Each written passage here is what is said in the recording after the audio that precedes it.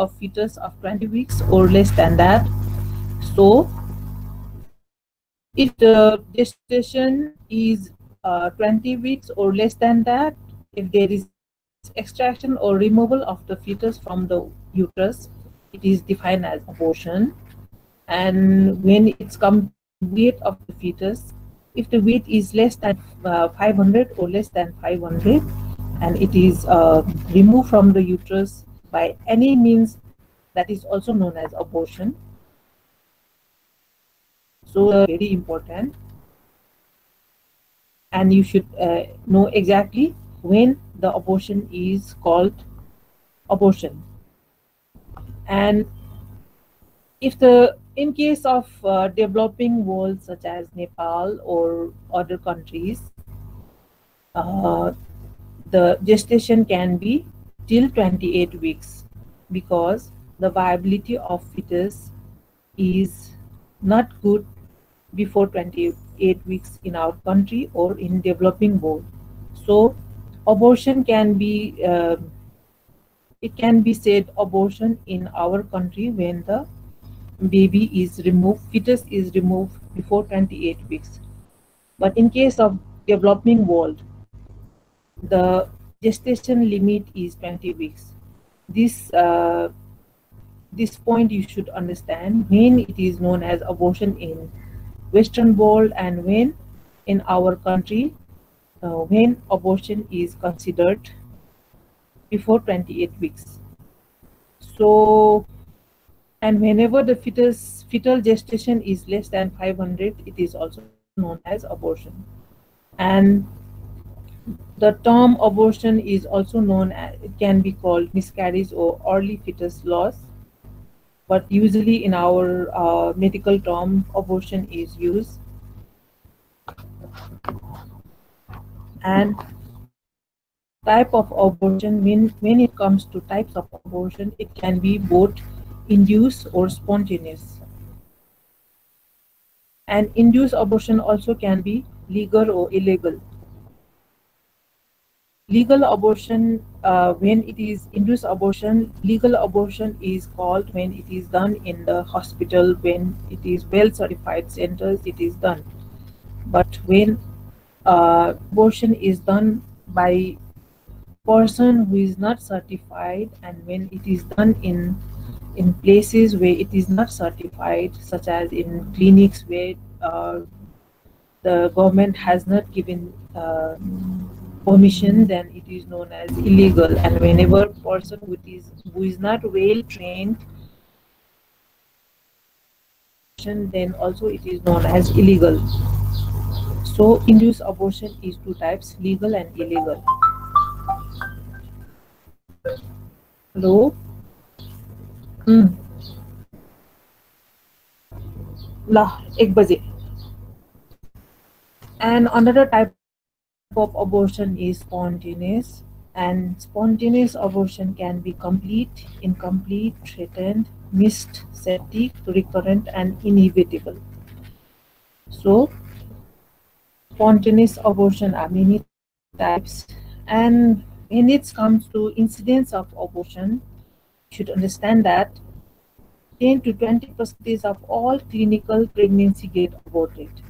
So it is a very high percentage. Overall, out of all pregnancy, clinical pregnancy, 10 to 20% get aborted. And out of these 10 to 20% of abortion also, 75% occurs before 16 weeks. So mostly the abortion occurs in the early pregnancy. And out of these 75% also, 75% occur before 8 weeks. So we should understand that abortion usually occurred in early pregnancy and usually in the first trimester. So why these abortions, since the incidence is so high, why these abortion occurs?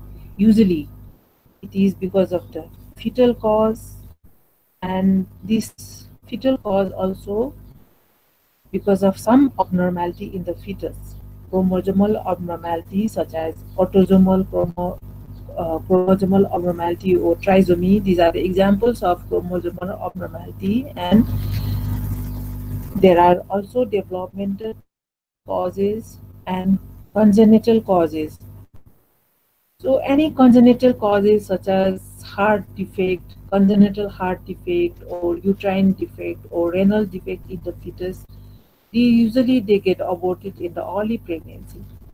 And sometimes there are some problem with the umbilical cord knots or placental cause. And among the placental cause, abnormal placentation. Sometimes placenta is inserted in the lower segment of the uterus. Then also they cause bleeding, and that they cause aborted, and sometimes some problem with the placenta, such as some placental tumors, such as umbilical cord defect. And among the other causes, maternal causes are also very important. Uterine abnormality, intrauterine infection shortly is known as TORCH, and this each alphabet stands for one disease. See, this S stands for syphilis, and T stands for toxoplasmosis, R stands for rubella, C stands for cytomegalovirus, and S stands for herpes. And there are some other causes also, chronic causes, chronic illness which cause abortion. And among the chronic illness, anemia, severe anemia, heart disease, and nutritional defect, trauma to the abdomen, trauma to the patient's diet, when the patient is not taking proper diet, malnutrition. These are the cause of abortions. And if patient toxic agents such as drugs and alcohol and smoking, these are the common cause of abortion. And there are endocrinal cause also, and among the endocrinal causes, thyroid dysfunction is one of the very important cause of abortion, especially hypothyroidism. And sometimes hypothyroidism also cause abortion. And very early pregnancy, rupture of membrane also is one of the cause. This will induce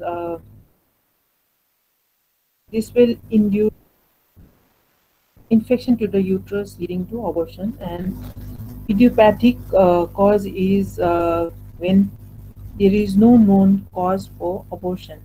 That is usually 25%. When, out of the all abortion, 25% of abortion cause uh, where there is no cause is detected, or idiopathic cause.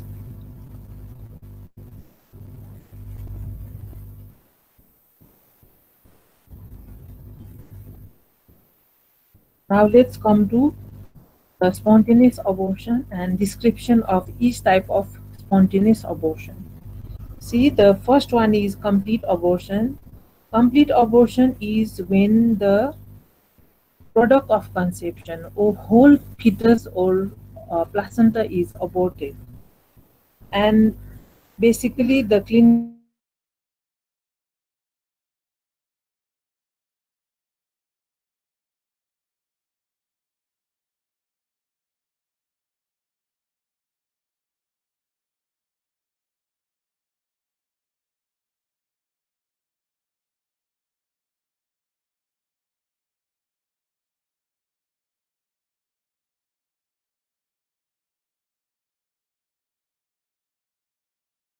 abortion is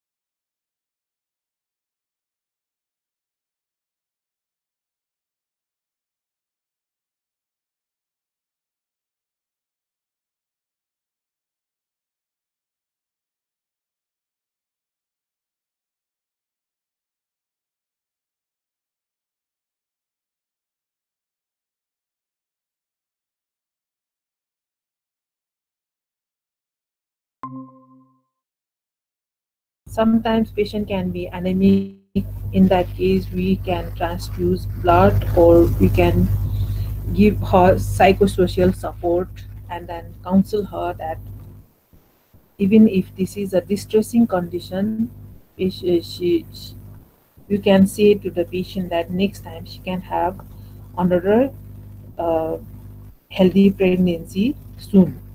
So, in case of complete abortion, although we don't need to do surgical evacuation or any other treatment, psychosocial support or counseling is very important. And according to the condition of the patient, she can be treated with antibiotic and blood transfusion and multi-nutrient supplement. And another type of spontaneous abortion is incomplete abortion. And incomplete abortion, the term itself it will explain that some part of the product of conception is inside the uterus. Okay, and clinical features will be similar to the complete abortion. The history will be similar, history of amenorrhea of certain gestation. She will be saying that she had PV bleeding and she will have passage of product of conception. But the difference between cervical incomplete abortion and complete abortion is, in case of incomplete abortion, the cervical os will be open. Okay, it will be widely open and the product of conception sometimes can be felt. And sometimes when there is confusion about the completeness of abortion, we can carry out ultrasound also here also. And when we diagnose incomplete abortion, the treatment is suction and evacuation. It is done in the operation theater with uh, manual vacuum expression syringe. So suction and evacuation is done. And another type of abortion is missed abortion. It is defined as intrauterine fetal demise before 24 weeks, or nowadays in case of 24 weeks, we can even say 20 weeks in Western world. So this gestation is varied depending upon the country the patient is. In Western world, it is 20 weeks. In our part of the world, it is 28 weeks or less than that. Okay, and sometimes the fetal demise occurs and it gets retained in the uterus. At that point, it is known as missed abortion.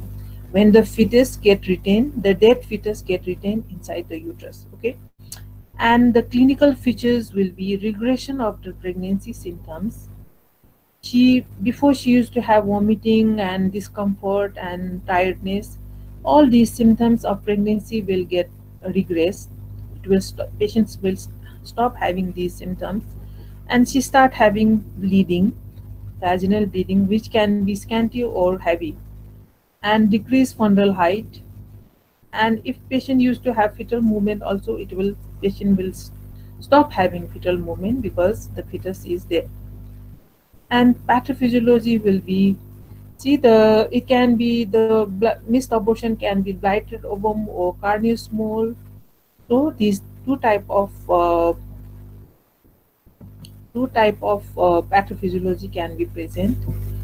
And blighted ovum is that type of missed abortion when at one point the fetus stop growing and you can see only the gestational sac. See, like this. This is a ultrasound view of image of a blighted ovum where you can have only the sac, but the fetus is not present.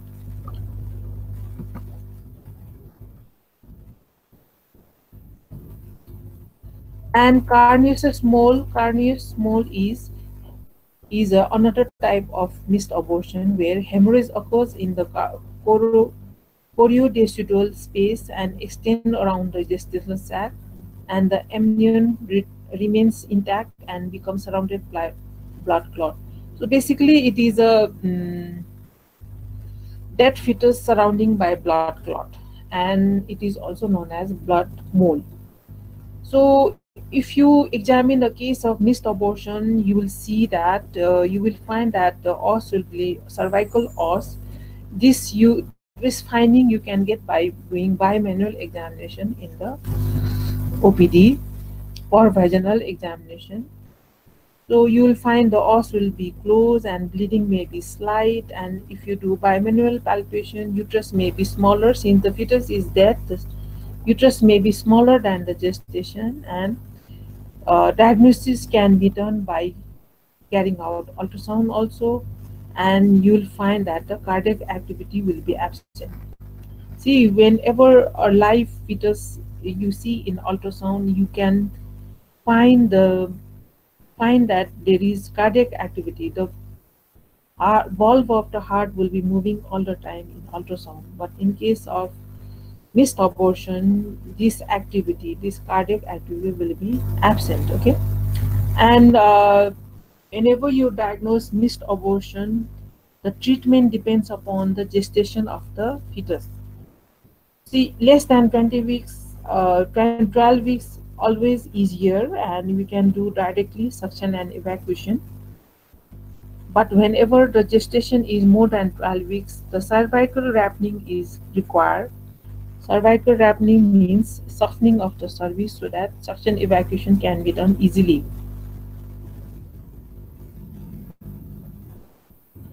So, more than 12 weeks, you use misoprostol to soften the cervix so that suction evacuation can be done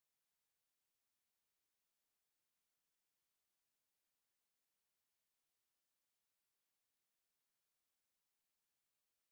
Temporarily for the ripening of the cervix, and sometimes misoprostol medical management itself will expel the fetus.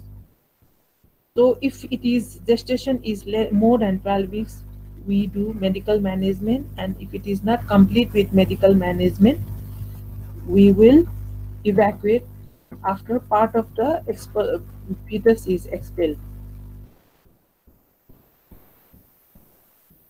So we were here in the treatment, and if it is more than 12 weeks, you should understand that direct suction evacuation is very dangerous because the fetus is bigger and the bones are bigger, so it can perforate the uterus. So, say when we are evacuating the uterus with missed abortion of more than 12 weeks, we should use medical management that is safer. Okay, and misoprostol is the drug of choice for the cervical wrapping and expulsion of the fetus.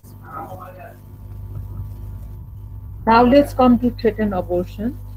See, this term threatened abortion itself will explain that the pregnancy is threatening to get aborted.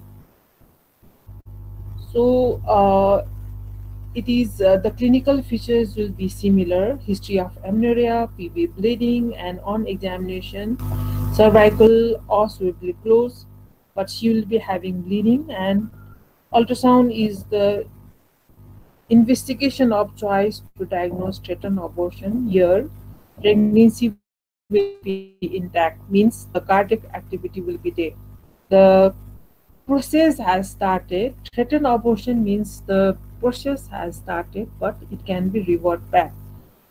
So, in this condition, when there is a case with diagnosed with threatened abortion, there is always 50-50 chance of continuing the pregnancy. There is 50% of chance that the pregnancy will get terminated, and there is 50% of chance that the baby, the fetus will be get aborted. So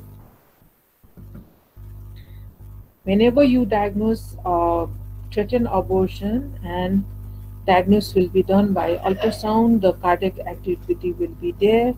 At that point, your treatment will be admission of the patient. Patient will stay in the hospital, complete bed rest, and you can reassure the patient. At this point, you can counsel the patient that then patients should not get be sad, and then there is 50% of chance that the baby can be saved. Okay, and she should stay in the hospital for complete bed rest, and the patient, the baby will be saved. Okay, and she should stay in the hospital for complete bed rest, and the baby will be saved. Okay, and she should stay in the hospital for complete bed rest, and the baby will be saved. Okay, and she should stay in the hospital for complete bed rest, and the baby will be saved. Okay, and she should stay in the hospital for complete bed rest, and the baby will be saved. Okay, and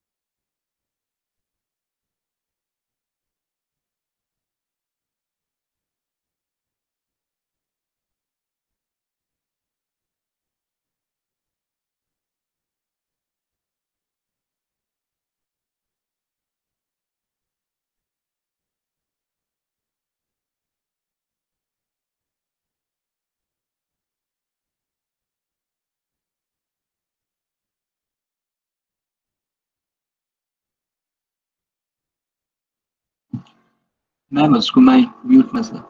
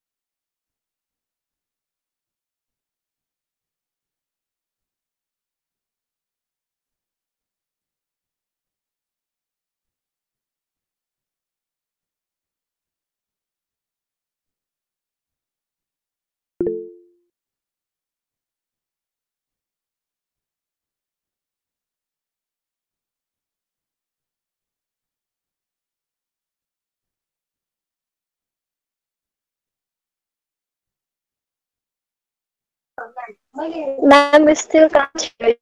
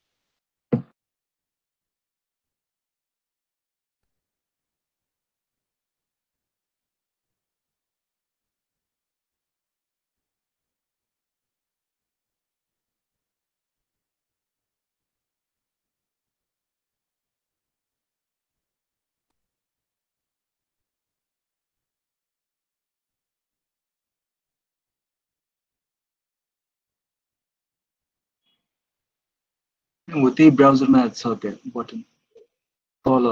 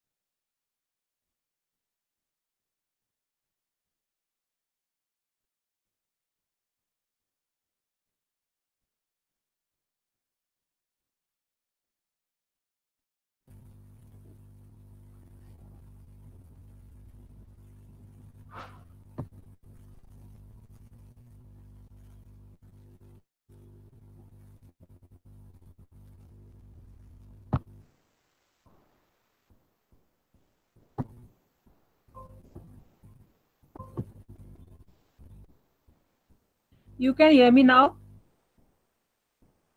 Yes, ma'am. Yes. हजुर Yeah, you can hear me? You can hear me now? Hello? Yes, Okay. हजुर सुनिरहेको छु ma'am So, ma'am. you can hear me? Hello? हजुर हजुर सुनिरहेको छु ma'am Okay. Okay, the mild type is when the infection is restricted to uterus and tubes only, and patient will have low abdomen pain, mild vaginal bleeding, mild type of fever, pyrexia, malaise. Okay, and the severe condition will be the severe condition with septic abortion is very deadly. It can cause maternal mortality, and the clinical features will be swinging temperature, abdominal pain, foul smelling discharge. And very important point of severe type of septic abortion is that patient can be associated with endotoxic shock, and then leading to all the complication of shock. It has been, I think, taught to you already about the shock. So it is a septic shock. So endotoxin will be there in the body of the female, and this on endotoxin will lead to shock, and then the consequence of this type of shock and even maternal death. So clinical grading is given of septic abortion, and there are 3 grades. Grade 1, when infection is localized to the uterus. Grade 2, when the spread of infection is outside the uterus, that is in the parametrium, the area around the outside the uterus. And grade 3, when the infection has spread outside the uterus and the space outside the uterus as well as parametrium. The peritoneum is also involved, so peritonitis can be there, and patient can have endotoxic shock. Even the infection can spread to the liver, and it can cause jaundice, and the complication of endotoxic shock can lead to acute renal failure. So patient can present with, along with the septic abortion, acute renal failure also. So this grade 3 is very dangerous, and it can lead to maternal mortality. So whenever you come across severe type of septic abortion, patient is always admitted in the ICU and then treated vigorously. And see the complication, the outcome of septic abortion can be septicemia, renal failure, DIC, and death. So whenever you come to patients with septic abortion, you should never take it lightly. Always treat the patient vigorously with high-grade antibiotics so that patient don't come across these complications. And long-term complications are chronic pelvic pain and infertility. These are complications we can be present with the patient after many years. Okay, now how you treat a case of septic abortion? Patient, whenever you come across a case of septic abortion, no matter what condition patient is, you always should admit the patient, and then all these tests are done: hemoglobin, total count, urine, routine. And since patient will present with high grade fever or low grade fever, you always send investigation for fever.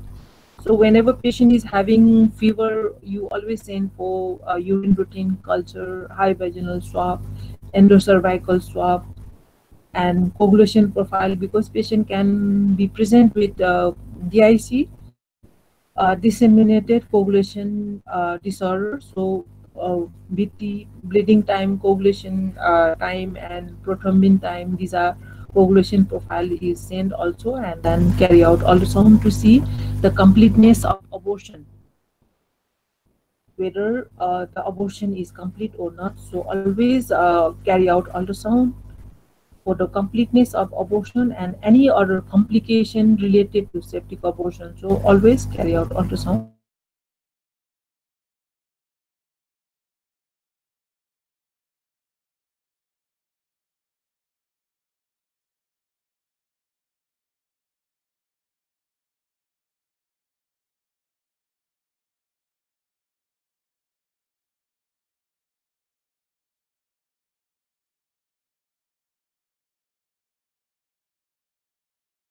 used to be given whenever we come across septic abortion, so that we cover all the microbes that are involved. But nowadays, instead of triple regime, we can even give a third generation cephalosporin group of drug along with metronidazole. So third generation will cover both gram positive, gram negative, and metronidazole will cover the anaerobic part of the microbes.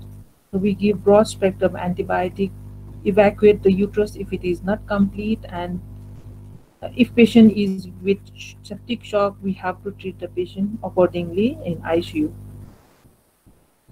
So we'll be taking this topic in another class.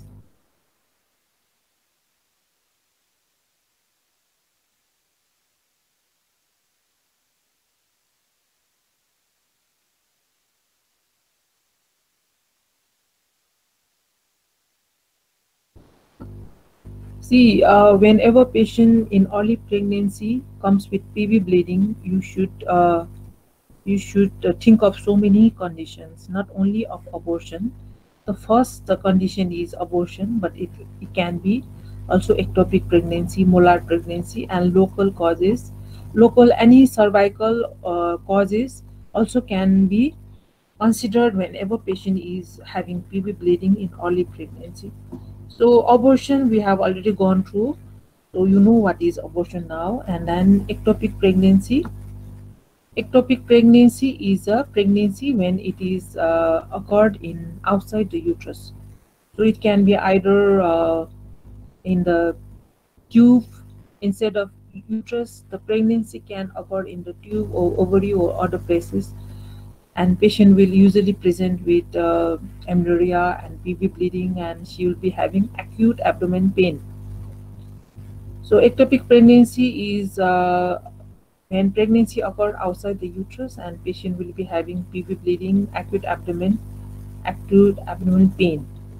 So this is ectopic pregnancy. You can get confused with abortion. And molar pregnancy is a type of pregnancy when instead of normal pregnancy there is abnormal pregnancy, and patient will be having vesicle like growth in the uterus instead of pregnancy.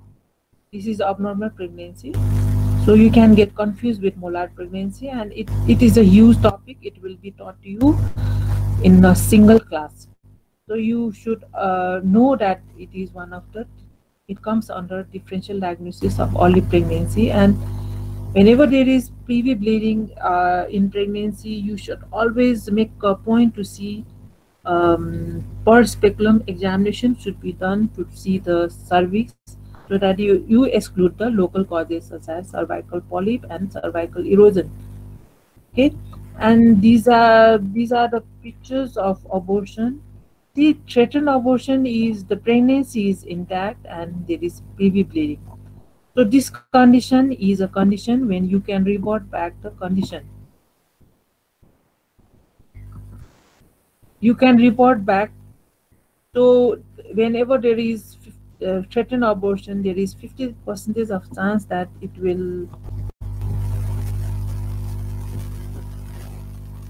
50% of chance that pregnancy will